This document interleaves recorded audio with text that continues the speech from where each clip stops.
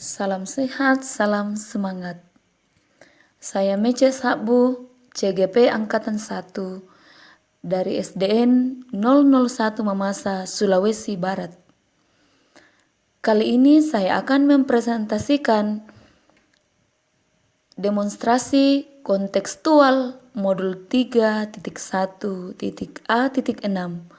pengambilan keputusan sebagai pemimpin pembelajaran. Tujuan pembelajaran khusus dalam modul ini adalah kami sebagai CGP dapat mengambil keputusan berdasarkan pengetahuan yang telah dipelajari tentang keempat paradigma dilema etika, ketiga prinsip dilema etika, dan 9 langkah pengujian keputusan pada konteks di asal sekolah kami masing-masing.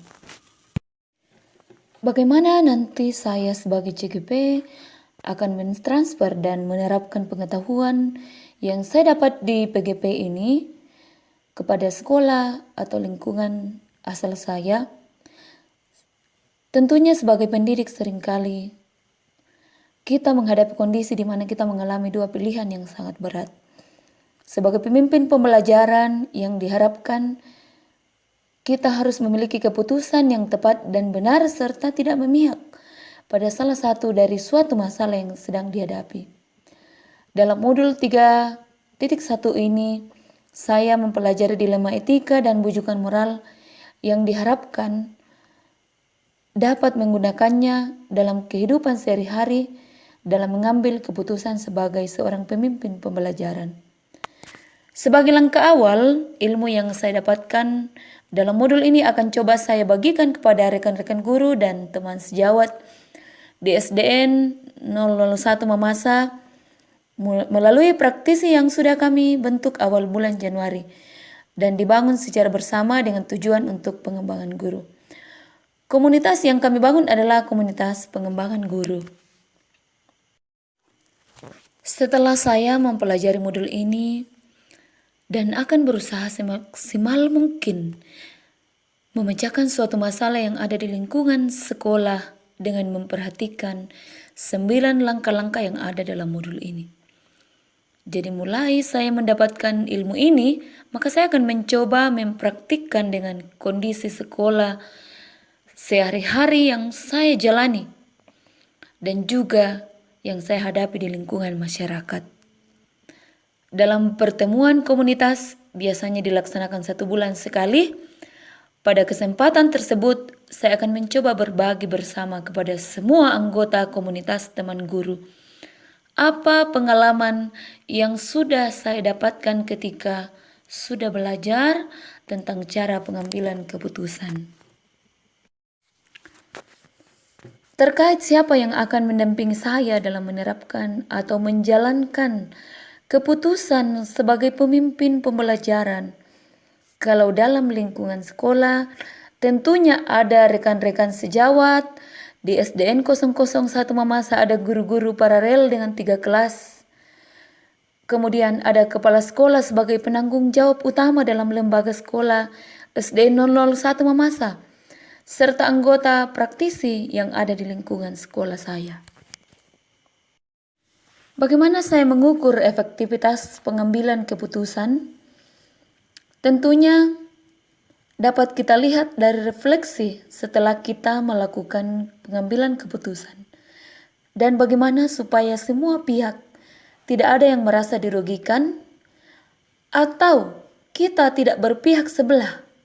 Karena pengambilan keputusan yang tepat adalah kita mencari solusi terbaik dengan memperhatikan 3 prinsip, yaitu keputusan yang kita ambil mengandung nilai-nilai kebajikan, nilai-nilai kebaikan, nilai-nilai manusiawi. Yang kedua, berpihak kepada kepentingan murid.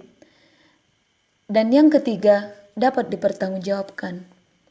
Pengambilan keputusan yang tepat dalam memimpin pembelajaran adalah pengambilan keputusan yang mampu menyeimbangkan antara dua pihak atau antara dua opsi yang ada dengan pilihan yang tepat dan benar dan tidak merugikan salah satunya. Dalam mengkritisi suatu pengambilan keputusan, atau membuat keputusan yang kreatif, inovatif, dan efisien sebagai seorang pemimpin pembelajaran, maka sangat penting bagi kita untuk mempraktekkan aspek-aspek apa saja yang perlu dilakukan atau diperhatikan sebelum dan sesudah pengambilan keputusan.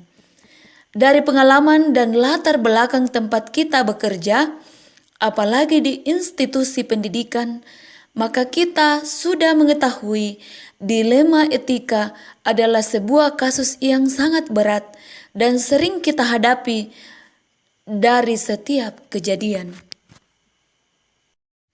Ketika dilema etika datang dan harus kita hadapi, maka kita akan selalu menemukan bahwa ada nilai-nilai kebajikan yang mendasari, namun bertentangan dengan cinta, kasih sayang, perhatian, kebenaran, kebebasan, keadilan, persatuan, toleransi, tanggung jawab, serta suatu penghargaan akan kehidupan.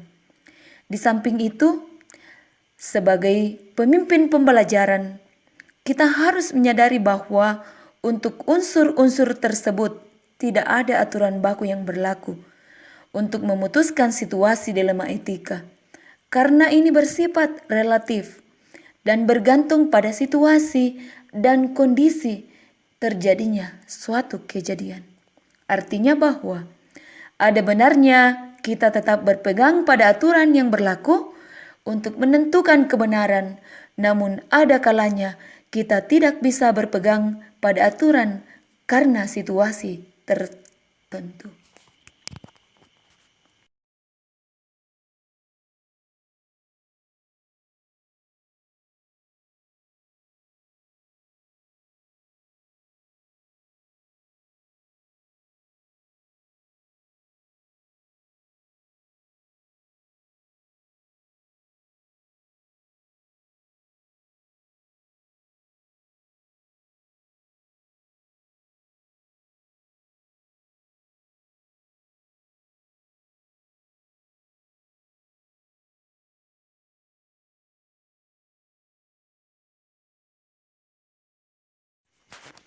Demikian demonstrasi kontekstual dari saya.